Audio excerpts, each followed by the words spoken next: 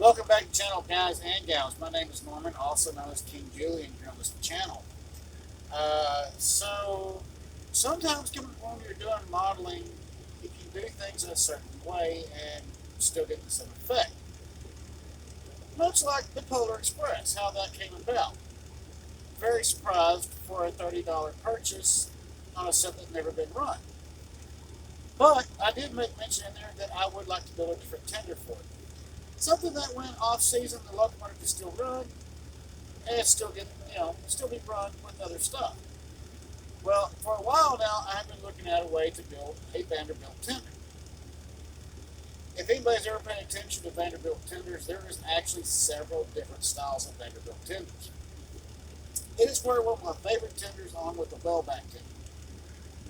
Now, being that this locomotive is pretty much an 027 gauge, 027 Berkshire, does make it a little bit difficult.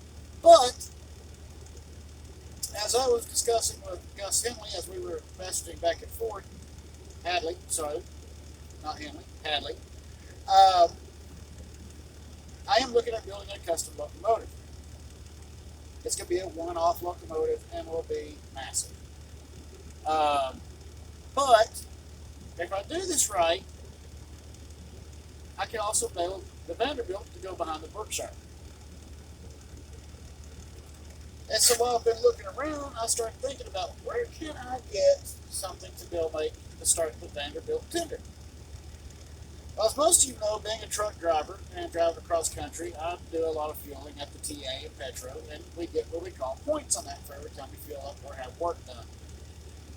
And it's a way to build up a point system, and it's like extra money that's just like there. It's not really money, it's just points, and you can pay for stuff inside the store or truck repairs. Lo and behold, I found a 1/43 scale tanker.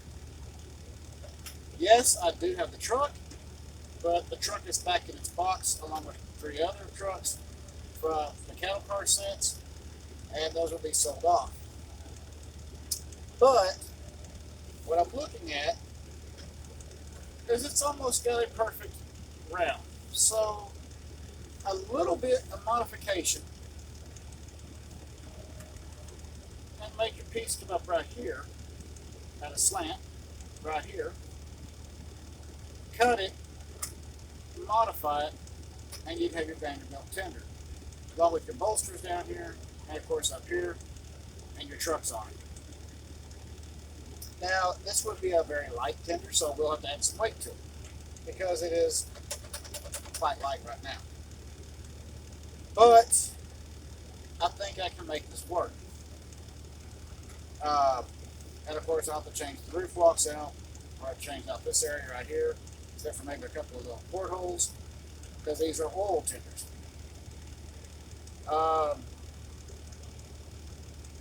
This is probably the craziest thing I think I've tried so far, other than the articulated cattle cars and the modern day cattle car. Which oddly enough, Gus Hadley pointed out to me that after I sent that video out about the modern day take on the cattle industry, of the big cattle car, Menards came out with their cattle car. Kind of weird, but okay. But anyways, so yes, so this is fixing to be heavily modified and turned into a tender for a steam locomotive. Knowing that I can still find these, this also brings up a point of another one.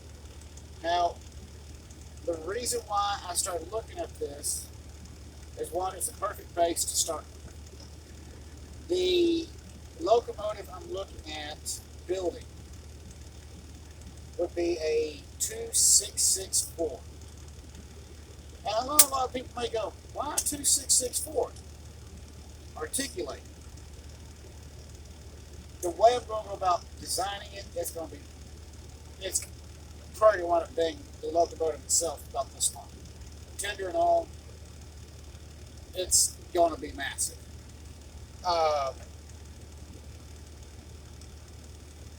Even for an O scale, but there again, some people say that's kind of long for O scale. Well, this is a one-off locomotive. The biggest thing you got to remember is that in O scale is that you have 027, O gauge, O scale. Now, if you go back to the early days in the 1930s and 1940s, there's a company called True Scale, and then what would later become Scalecraft. If you take those locomotives and put them side by side today with scale locomotives today, they're actually bigger.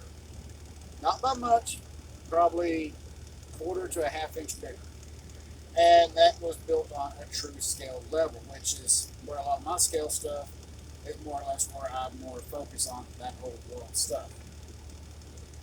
Not so much the trains or the modern day stuff that's production built today, but I do happen to like that particular style. So that's where this comes in handy, because building a Vanderbilt tender for the locomotive and one for the Berkshire, I'm thinking that these might just come in handy. It's a good place to start. Uh, these are easily taken apart. Nothing but screws down here. You can drop this off, and you can even turn this into a container chassis if you wanted to. And if you get the Menards, guess what?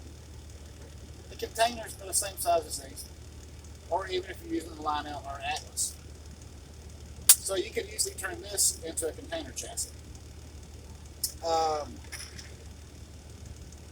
However, with doing this, it's going to take some time because I got to do some more planning on that. And drawing and designing and figuring things out as I go along to figure out how I want to do it, including the drawbar. But I will get around to that, and I will figure that out over the next several videos as I'm working on multiple stuff in the truck, such as the layout to go up there, which I'm still steadily working on, and continue on moving. Right now, I'm in Arkansas on I-40. We are shut down in the middle of the interstate. Apparently, there's a pretty bad wreck up here somewhere, and we are backed up almost all the way to Little Rock. So, right now, we're looking at least a 30-mile stretch back up. Probably going to be a while before I move. And speaking of that, then we're going to continue on.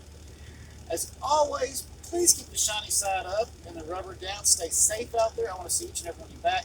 I'll see you on the next video. We're going to try to do some train running maybe later on this week, maybe this weekend. So it looks like Loki and I are going to be down, and probably somewhere in Tennessee. But we'll figure all that out then, and I'm going to see if we can't get the Menards F7 to run with the Berkshire again and try to recreate the footage that was lost from that video. It was actually kind of cool to see, because I was like running the Kansas City, or the Canadian Pacific Kansas City mess. Pretty cool. But anyways, again, get the shiny side up, rubber down. I'll see you in the next video. Y'all have a wonderful night. See y'all then.